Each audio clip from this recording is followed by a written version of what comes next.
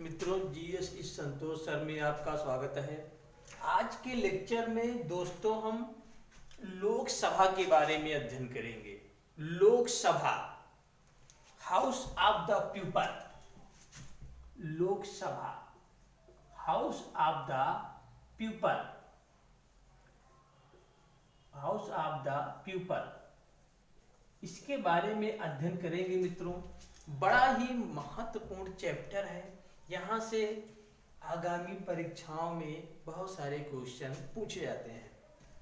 तो चलिए हम स्टार्ट करते हैं हाउस ऑफ द पीपल के बारे में।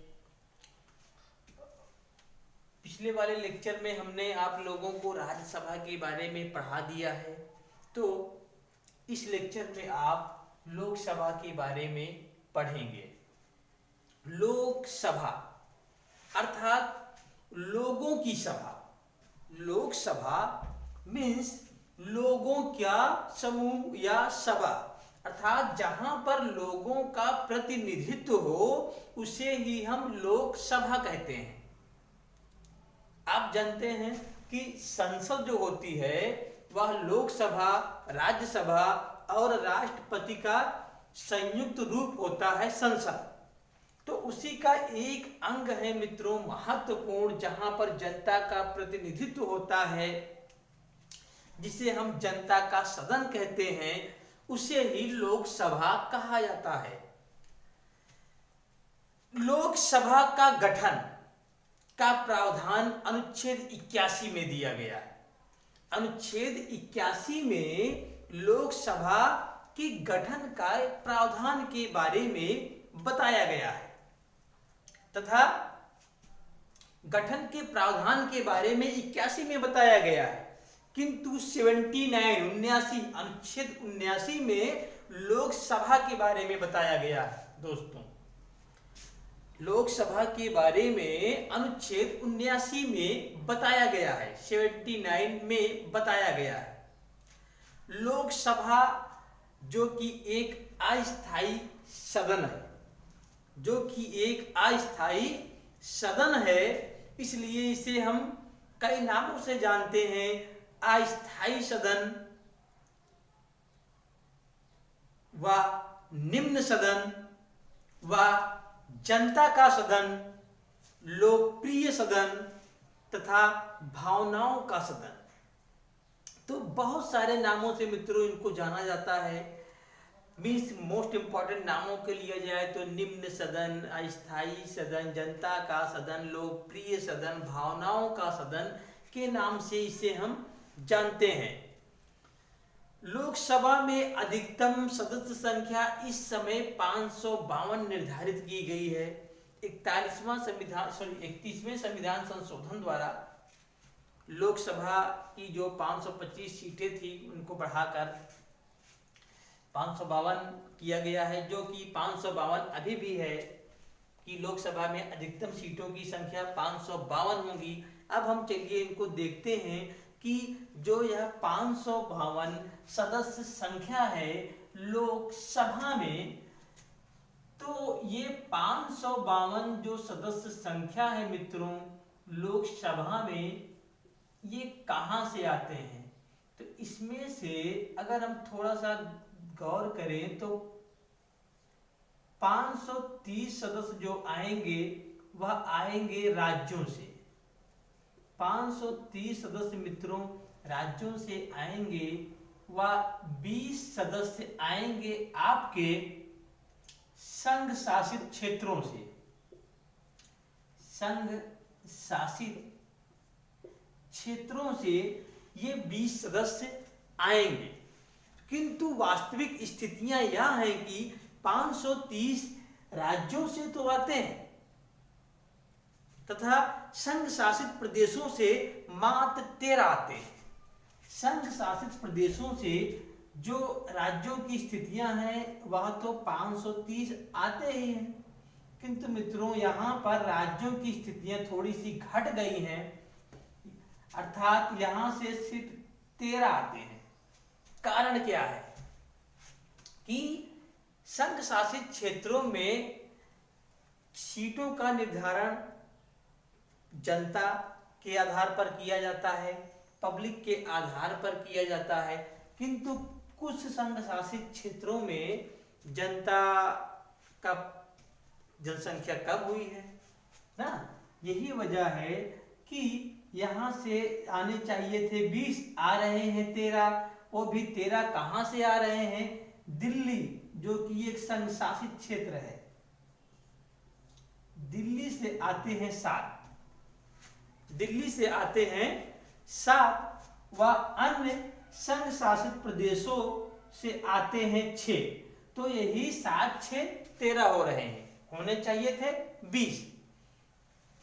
तो इन को मिला करके अभी जो वास्तविक स्थितियां हैं मित्रों, तो कितना हुआ?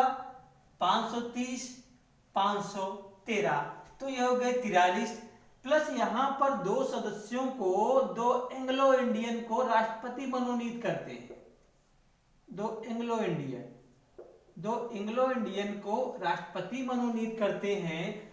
तो अभी इस समय जो टोटल सीटें हैं लोकसभा में वह हैं 545, वह हैं 545, 530, 13 और 2, ये मिला करके होते हैं 545। तो मौजूदा समय में लोकसभा में जो सीटें हैं वह 545 हैं। इन्हीं 545 सीटों में आपने राज्यसभा में पढ़ा कि वहां पर कोई आरक्षण का प्रावधान नहीं है, वहां पर कोई आरक्षण का प्रावधान नहीं है, किंतु लोकसभा में दोस्तों आरक्षण का प्रावधान है।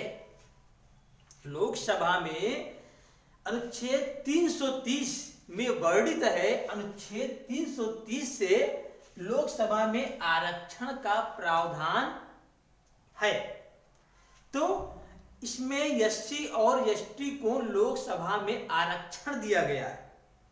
इसमें से एससी को 84 सीट और एसटी को 47 सीट, एससी को 84 और एसटी को 47 सीटों का आरक्षण दिया गया है। अर्थात इन 545 में एससी होंगे 84 और एसटी को मित्रों यहां पर दिया गया है 47 सीटों का आरक्षण।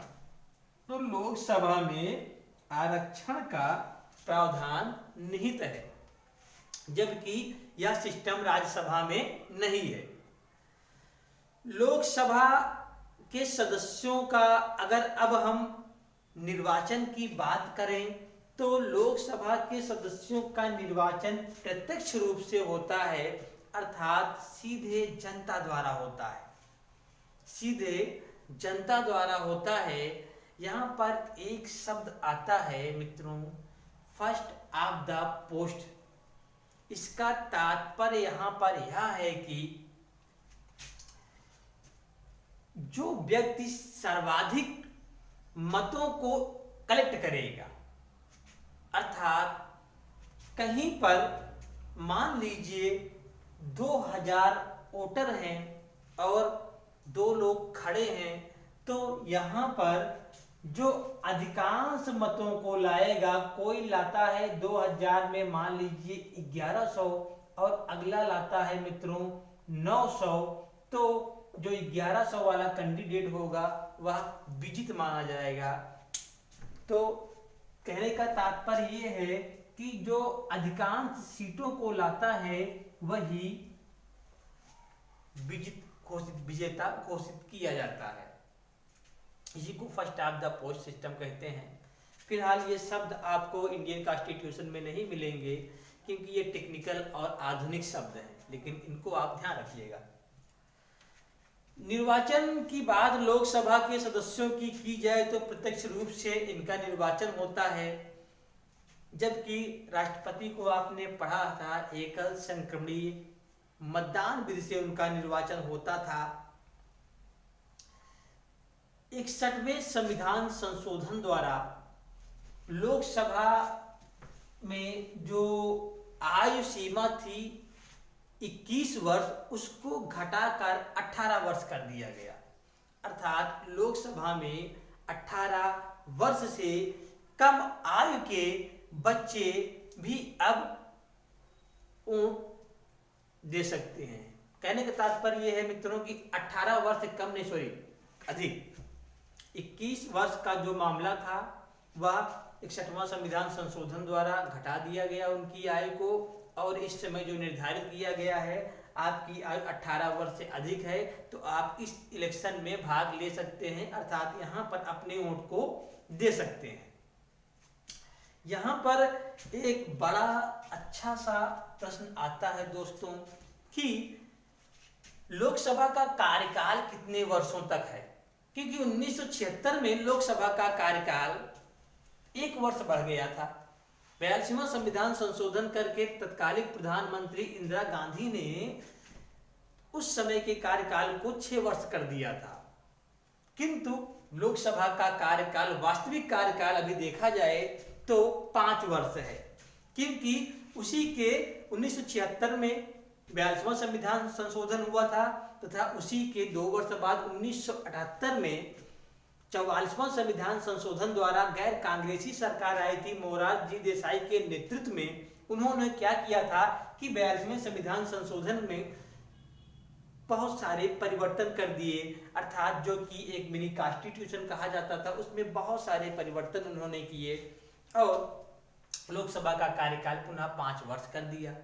तो लोकसभा का कार्यकाल तो 5 वर्ष माना जाता है, किंतु कुछ स्थितियां होती हैं जिसमें लोकसभा को 5 वर्ष से पहले भी विघटित किया जा सकता है, अर्थात मंत्रिपरिषद की सलाह पर राष्ट्रपति क्या करेंगे, कार्यकाल को 5 वर्ष से पहले ही विघटित कर सकते हैं अनुच्छेद 85 के अंतर्गत।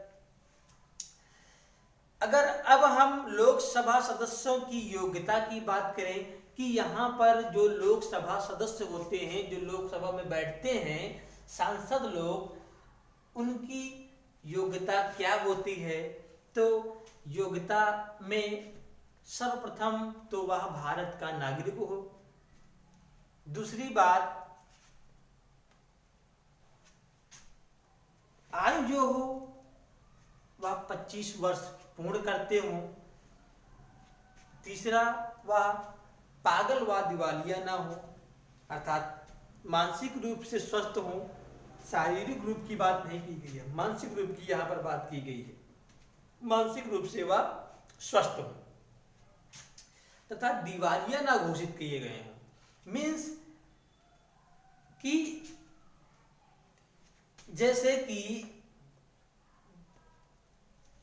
को ऐसा ना हो कि उनकी स्थितियां इस हिसाब से हों कि सरकार उनको दिवालिया घोषित कर दी हो, सरकार उनको दिवालिया घोषित कर दी हो, वह किसी लाभ के पद पर ना हो, किसी लाभ के पद पर ना हो।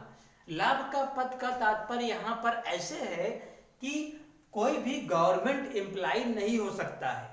इसके अलावा भी प्राइवेट सेक्टर में काम करने वाला ऐसा एम्प्लॉय जिसमें सरकार की 25% से अधिक योगदान, जिसमें सरकार का, केंद्र सरकार का या राज्य सरकार का 25% से अधिक योगदान हो, ऐसी कंपनी में काम करने वाला व्यक्ति भी इन पदों के लिए दावेदार नहीं है।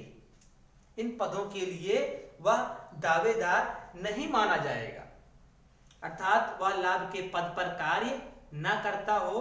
तथा 5वां है कि संसद द्वारा जो कुछ निर्धारित किया जाए समय के अनुसार, उसको भी वह फुलफिल करते हो। यहाँ पर मित्रों, जब लोकसभा में योग्यता है तो अगर हम एक चीज देखें कि यहाँ पर एक शब्द आता है जमानत राशि, कि एक जमानत राशि निर्वाचन आयोग द्वारा निर्धारित की जाती है। जो भी इस इलेक्शन में भाग लेना चाहते हैं, लोकसभा के इलेक्शन में भाग लेना चाहते हैं, तो यहाँ पर एक जमानत राशि जो निर्धारित की जाती है, तो यह जमानत राशि जब्त कर ली जाती है। लेकिन इसकी एक कंडीशन है। कंडीशन क्या है वैलिड मतों का 1/6 मत से कम अगर आप प्राप्त करते हैं तो आपकी जमानत राशि जब्त कर ली जाएगी। आपकी जमानत राशि ऐसी स्थिति में जब्त कर ली जाएगी। तथा एक शब्द आता है कोरम। कोरम व्यवस्था क्या होती है?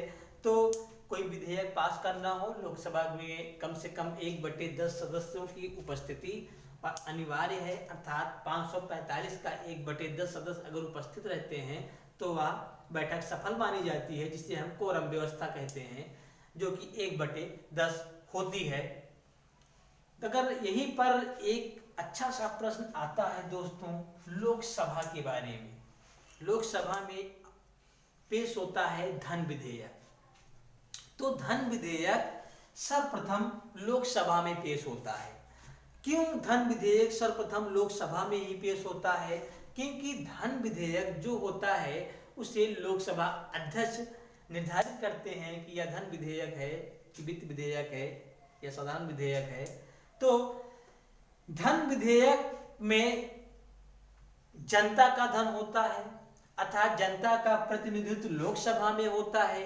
और जो धन विधेयक होता है वह टैक्स को लगाने से, टैक्स को कम करने से, टैक्स को ज्यादा करने से संबंधित होता है। इसलिए क्योंकि यह जनता का पैसा होता है और जनता के पैसे पर जो विचार विमर्श होगा वह जनता के सदन पर ही होगा, और जनता का सदन लोकसभा